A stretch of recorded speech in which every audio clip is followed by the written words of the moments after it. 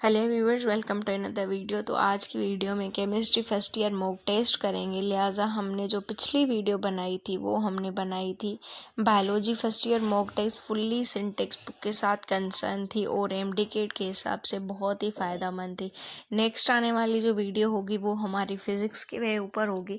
उसमें भी सारे फर्स्ट ईयर के क्वेश्चन होंगे और सिंटेक्स बुक से जो रिलेटेड होंगे। ठीक हो गया जी। तो हम स्टार्ट करते हैं अपनी first year mock test chemistry. The number of atoms present in 32 atomic mass unit of oxygen gases. Simply पूछ रहा है आपसे कि नंबर ऑफ एटम्स कितने प्रेजेंट है 32 atomic mass unit oxygen gas के। तो इसका जो करेक्ट ऑप्शन है आपके पास वो ऑप्शन नंबर बी है, लेकिन किस तरह से वो है नेक्स्ट स्लाइड पे शो हो गया आपके पास। एक ऑक्सीजन के एटम में 16 AMU होता है। ठीक है, ऑक्सीजन एटम क्वेश्चन में जो गिवन है वो है 32 AMU। तो 32 को 16 पे डिवाइड करेंगे तो 2 एटम्स ऑक्सीजन के बन जाएंगे आपके पास। तो इसलिए हमारा जो करेक्ट ऑप्शन था वो 2 एटमिक यूनिट था। The efficiency of reaction can be checked by. ये सिंपल थ्योरेटिकल सा क्वेश्चन है कि किसी भी रिएक्शन की इफ़िशेंसी हम किस तरह से मालूम कर सकते हैं, किस तरह से हमें मिल सकती है। तो इफ़िशेंसी जो है ना हम परसेंटेज यील्ड के मुताबिक देख सकते हैं कि लिहाजा इसकी परसेंटेज यील्ड ये है तो इसकी इफ़िशेंसी ये होगी। ठीक है, तो इसलिए इसका जो करेक्ट ऑप्शन बनेगा वो ऑप्शन नंबर ए बनेगा। चलते हैं नेक्स्ट क्वेश्चन की जानिब। How many atoms of carbon present in 18 gram of glucose. Glucose का फार्मूला क्या होता है C6H12O6। तो इसका मॉलिक्यूलर मास जो बनेगा वो 180 बनेगा। ठीक है, तो इसका जो करेक्ट ऑप्शन होगा वो सी होगा 3.6 × 10⁻23। लेकिन किस तरह से आए वो देखते हैं अभी। तो ग्लूकोज का मोलर मास क्या होता है भाई 180। जिस तरह से आप निकालेंगे ना इससे तो आपको 180 मिल जाएगा। अमाउंट क्वेश्चन में कितना गिवन है भाई 18 को डिवाइड करें 180 पे, जो उसका मोलर मास है वो 0.1 आ जाएगा। कार्बन का पूछ रहा है तो कार्बन कितने हैं 6 कार्बन है तो 0.1 को मल्टीप्लाई कर दें 6 के साथ तो 0.6 आ गया। 0.6 को नेक्स्ट क्वेश्चन आ गया हमारे पास। Under what condition of temperature and pressure will a real gas behave most like a ideal gas. ये जो क्वेश्चन है ना मोस्ट इम्पोर्टेंट और मोस्ट रिपीटेटिव क्वेश्चन है, तभी मैंने ये क्वेश्चन लगाया है। ठीक है, तो जो एक हमारे पास टेम्परेचर और प्रेशर होता है ना जिसमें हमारे रियल गैस बिहेव करे आइडियल गैस पे, तो वो होता है high temperature low pressure. Which of the following reaction is endothermic enthalpy change. जिसका एंडोथर्मिक एंथैल्पी चेंज है वो हमारे पास एटमाइजेशन होती है या एटमाइजेशन होती है। जो भी आप प्रोनाउंस करें बहुत करेक्ट वे हैं, लेकिन इसका जो करेक्ट ऑप्शन बनेगा वो ऑप्शन नंबर बी होगा, क्योंकि एंथैल्पी चेंज इसका एंडोथर्मिक होता है positive. Rutherford experiment was verified bye. Rutherford experiment किसने वेरीफाई करा था? वो वेरीफाई करा था चेडविक ने, जिसने न्यूट्रॉन की डिस्कवरी की थी। तो इसलिए हमारा जो करेक्ट ऑप्शन बन गया वो ऑप्शन नंबर सी बन गया। ठीक हो गया जी। चलते हैं अपने नेक्स्ट क्वेश्चन के जानिब। क्वेश्चन नंबर 7 ये हो गया। Question number 7, if the certain uncertainty in position of electron is 0। अगर अनसर्टेनिटी किसी पोजीशन ऑफ इलेक्ट्रॉन की 0 है तो अनसर्टेनिटी मोमेंटम की क्या होगी? एक इलेक्ट्रॉन की तो 0 हो गई, तो मोमेंटम की क्या होती है? उसकी ना इन्फिनाइट हो जाती है, मतलब कभी भी ना ख़त्म होने वाली। इस तरह से समझिए कि अगर जे किसी चींटी को जब आप किसी एक बड़े से वाइट बोर्ड पे रख देंगे ना तो उसके लिए हर चीज़ इन्फिनाइट हो जाती है, तो इसी तरह से मोमेंटम भी इन्फिनाइट हो जाएगा। Rate of diffusion of CO carbon monoxide in N2 are same at room temperature due to reason. देखिए कार्बन मोनोऑक्साइड का जो मास होगा ना वो होगा 28, 12 कार्बन का 16 ऑक्सीजन का, और N2 का जो होगा 14 को मल्टीप्लाई कर दें 2 के साथ तो वो भी 28 ही हो जाएगा। तो इनका रेट ऑफ डिफ्यूजन तभी सेम है क्योंकि इनका मोलर मास सेम है।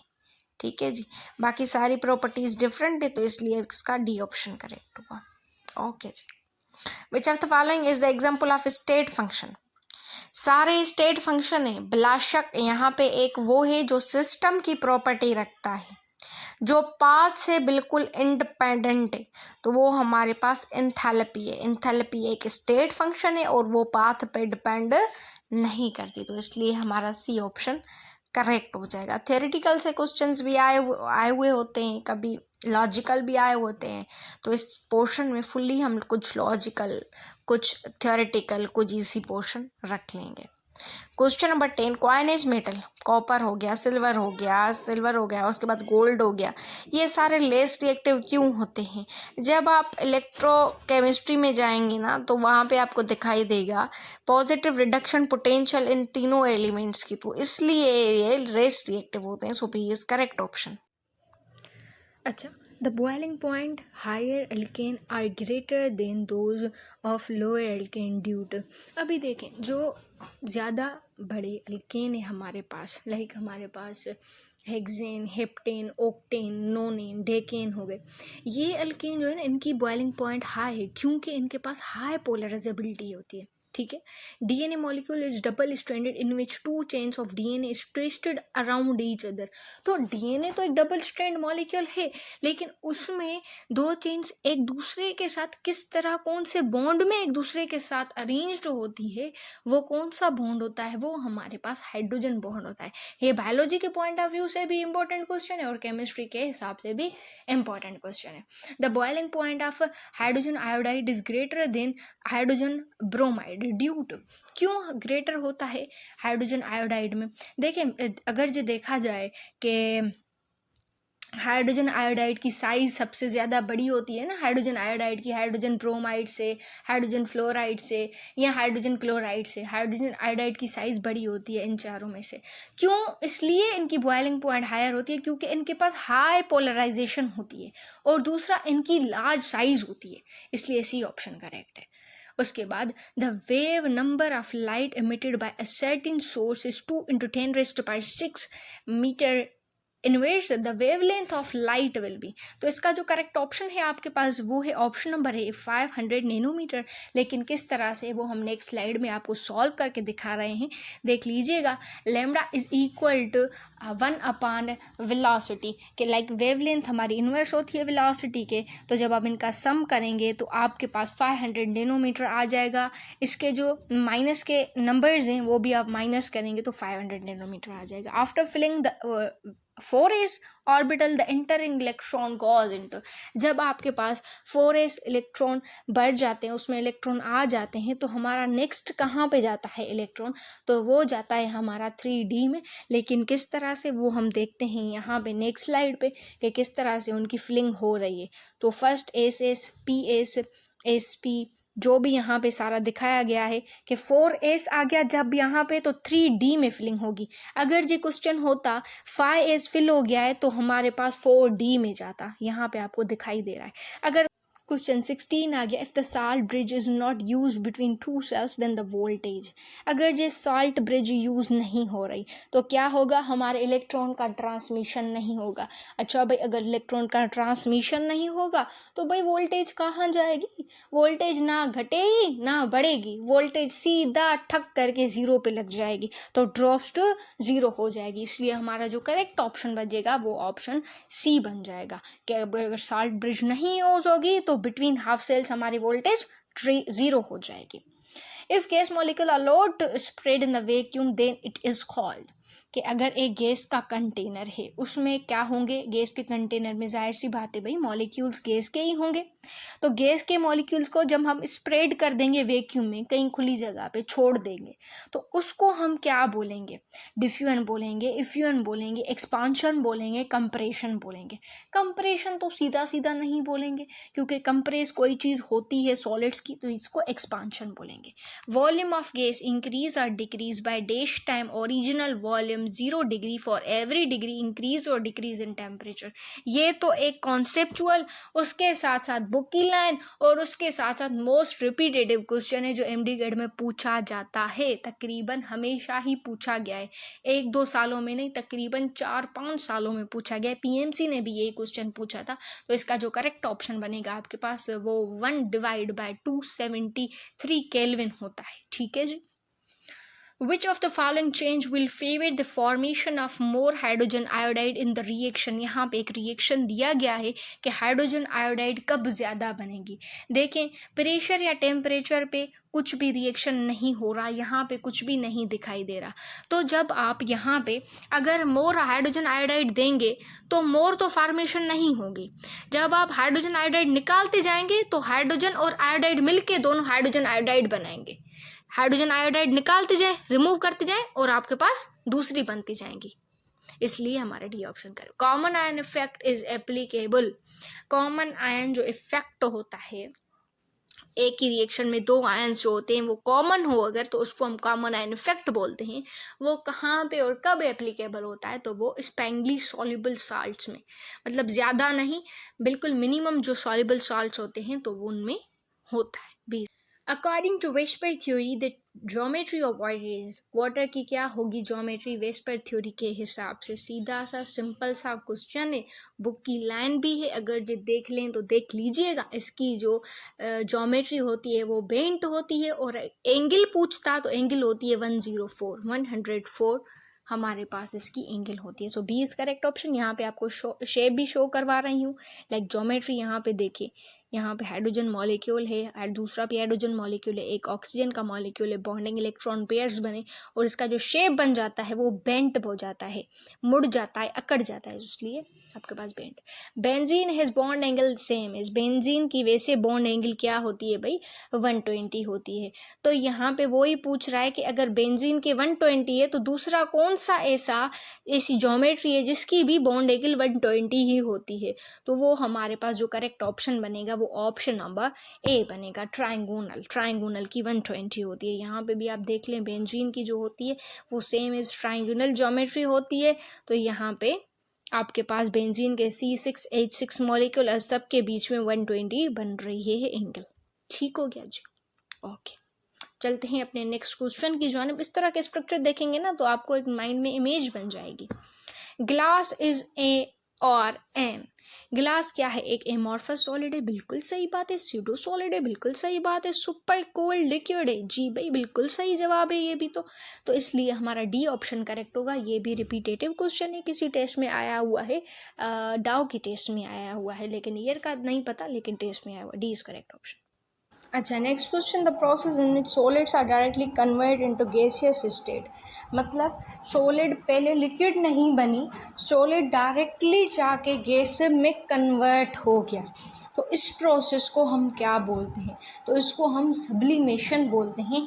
जब आपके पास सॉलिड लिक्विड में कन्वर्ट ना हो, बाजार से सॉलिड जाकर गैसेस में कन्वर्ट हो जाए, तो इसलिए उसको हम सब्लिमेशन बोलते हैं। So D is correct option.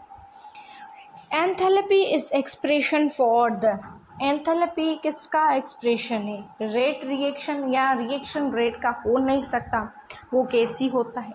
Heat reaction का हो नहीं सकता, ये भी कुछ पर्टिकुलर चीज़ ही नहीं आ रही। एक्टिवेशन एनर्जी भी नहीं हो सकती, ये हीट कंटेंट का होता है enthalpy change. So C is correct option. For the Boyle's law which of the following must be fixed.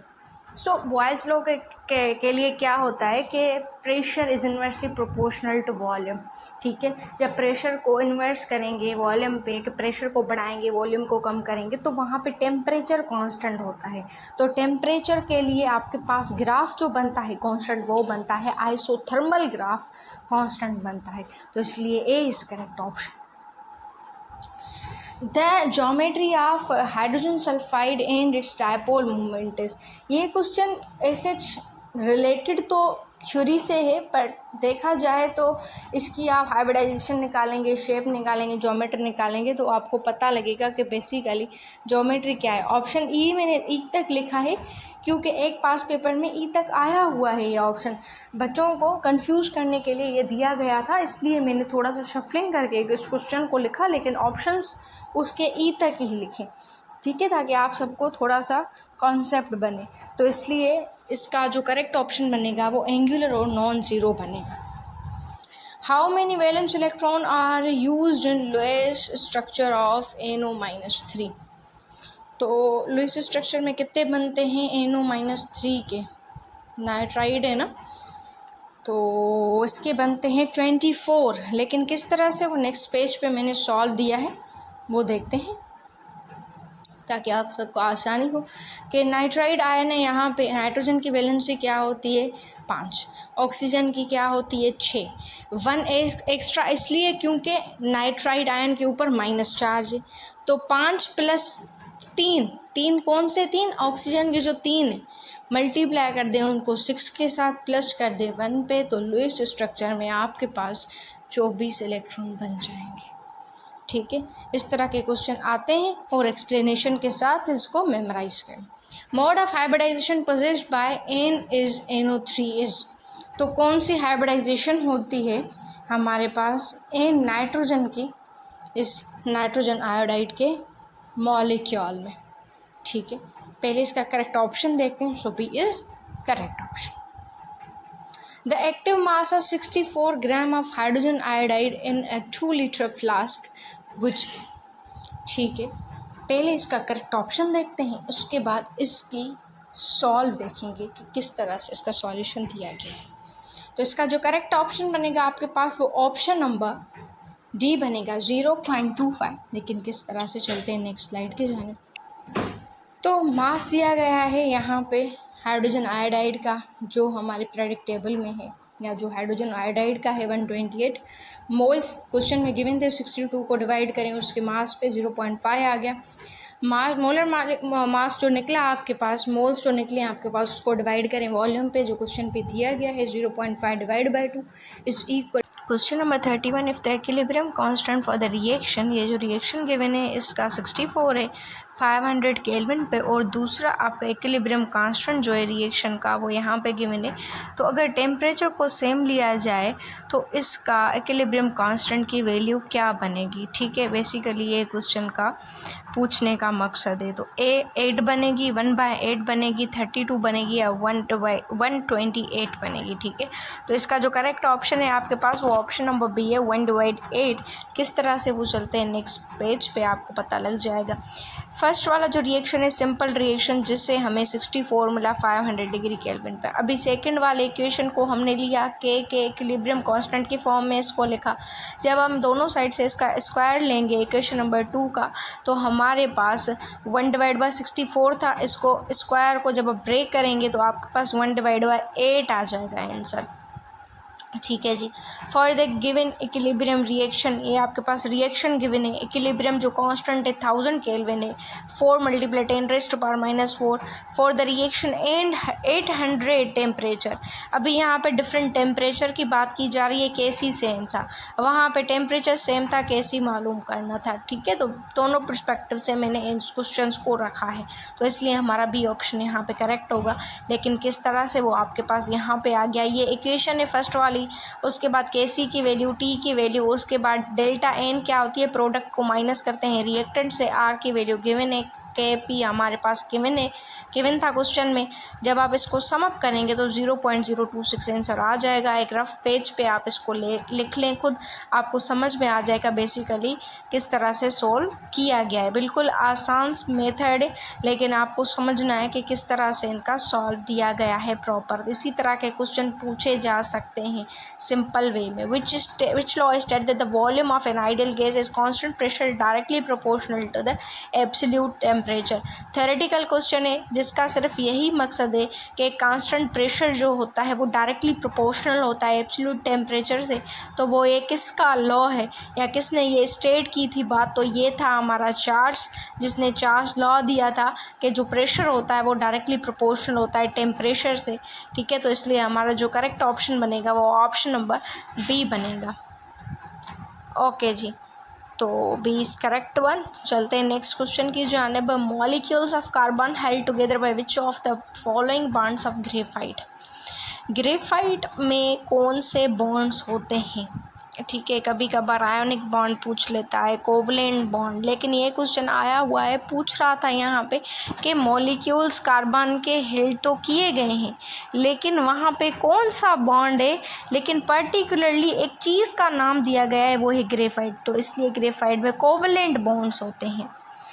What is the formula of plaster of Paris. Book में बाकायदा से इसकी लाइन है। कि प्लास्टर ऑफ पेरिस का ये formula है, तो इसलिए यहाँ पे होगा, यहाँ पे आपके पास कैल्शियम सल्फेट है, हाफ हेमी हाइड्रेट का मॉलिक्यूल होता है, तो इसलिए हमारे पास सी ऑप्शन करेक्ट हो जाए। Which of the following bonds are weakest in nature. भाई देखिए, ट्रिपल बॉन्ड जो होते हैं ना, ट्रिपल, 3 लोग मिलके काम करेंगे तो ज़्यादा एनर्जी लगेगी, 2 जन मिलके काम करेंगे तो ज़्यादा एनर्जी उनसे, मतलब 3 से ज़्यादा तो नहीं लगेगी लेकिन 1 से ज़्यादा लगेगी।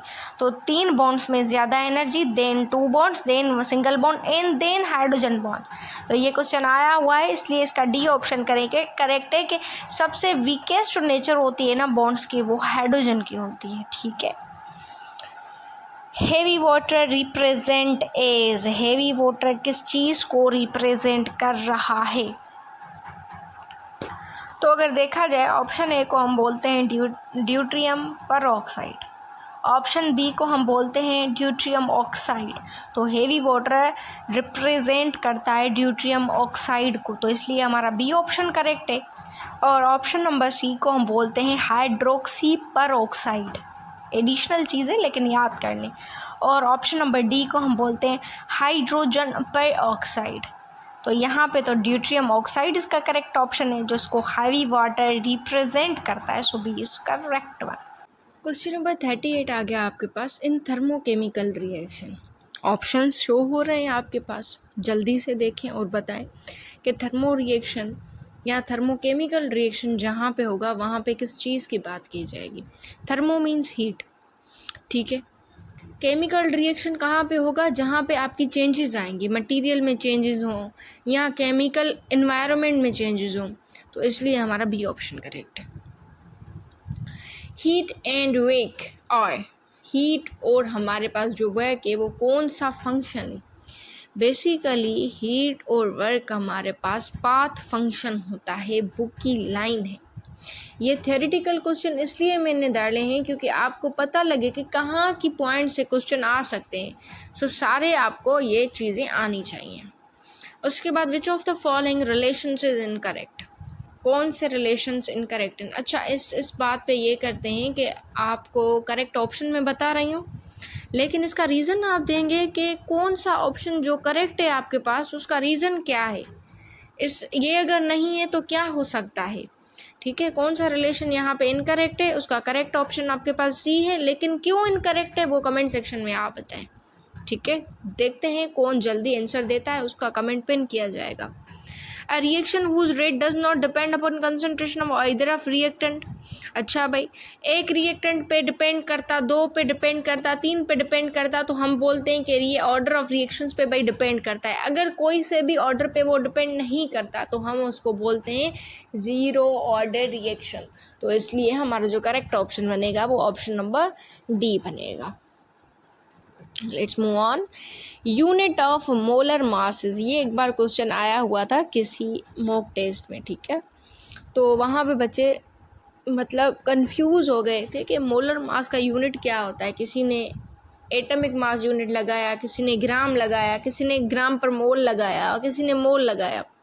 हर किसी का आंसर डिफरेंट था, तो इसलिए इसका जो करेक्ट ऑप्शन बनेगा वो ग्राम पर मोल बनेगा। Formula mass of calcium HPO4 2 is, तो ये तो सिंपल है, सबके मासेस को एक साथ करें, उसके बाद सबको स्क्वायर कर दें, इसलिए आपका बन जाएगा 332, इसलिए आपका डी ऑप्शन करेक्ट है। ये तो बिल्कुल सादा सा क्वेश्चन था, लेकिन आपको मासेस याद करने के हिसाब से मैंने ये क्वेश्चन दिया कि इस तरह के क्वेश्चन भी पूछे जाते हैं। The number of moles of carbon dioxide which contain 8 gram of oxygen is, तो फर्स्टली इसका करेक्ट ऑप्शन देखेंगे एज यूजुअल, और उसके बाद इसका जो है ना सॉल्यूशन देखेंगे। तो इसका जो करेक्ट ऑप्शन है वो आपके पास ऑप्शन नंबर ए है, 0.25 इज करेक्ट ऑप्शन, ठीक है जी। सॉल्यूशन की जानिब चलते हैं। So here is solution. 1 मोल जो है कार्बन डाइऑक्साइड में 32 ग्राम ऑफ ऑक्सीजन होते हैं, बिल्कुल, क्योंकि ऑक्सीजन 2 है और 32 ऑक्सीजन में 1 मोल ऑफ कार्बन डाइऑक्साइड होता है। सो 8 को मल्टीप्लाई कर दे 1 पे, 32 के साथ डिवाइड कर दे। बिल्कुल सादा सा क्वेश्चन था। 0.25 आपके पास correct option. Question number 45, intermingling of gases molecule is called. अच्छा जी, क्या हो रहा है? इंटरमिंगलिंग, मतलब उनमें इंटरमिंगलिंग बोलें या आप बोलेंगे कुलियन हो रहा है उनके बीच में।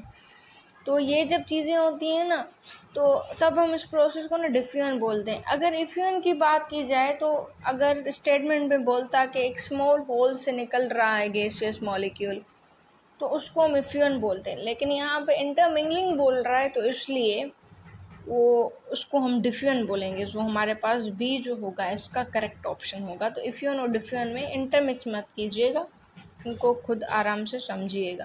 The compression of ionisation of weak acid और weak base by ending on its own ion is said to be, मतलब सेपरेशन हो रही है, आयनाइजेशन हो रही है किसी वीक एसिड की वीक बेस के साथ, जब हम उसमें ही अपना ही एक ओन आयन ऐड कर रहे हैं, तो इसको हम कॉमन आयन, जिसमें अपना ही ओन आयन ऐड किया जाए, उसको हम कॉमन आयन इफेक्ट बोलते हैं। सिंपल सादा सी डेफिनेशन थी।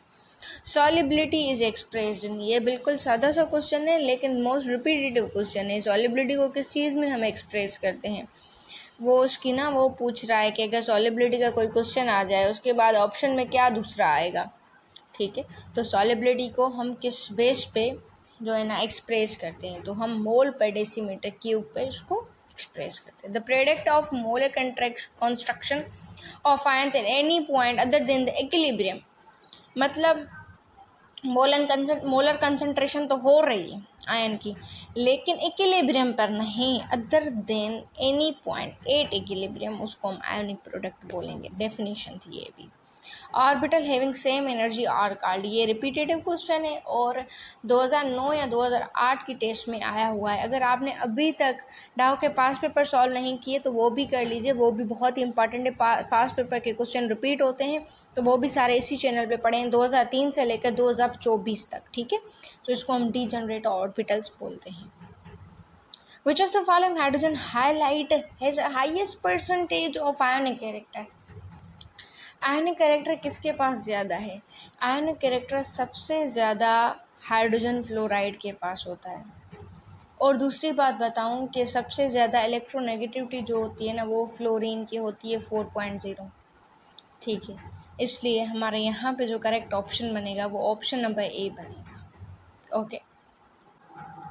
The change in physical property of crystalline solid when measured in different directions, सारी स्टेटमेंट को छोड़ दें, यहाँ पे सिर्फ चीज़ को देखें। डिफरेंट डायरेक्शन की बात की जा रही है और क्रिस्टलाइन सॉलिड की बात की जा रही है। तो डिफरेंट डायरेक्शन आ गई आपके पास, उसको हम बोलते हैं एन आइसोट्रोपी, ठीक है। सादा सी सिंपल सी डेफिनेशन है और पास पेपर्स में आई हुई हैं।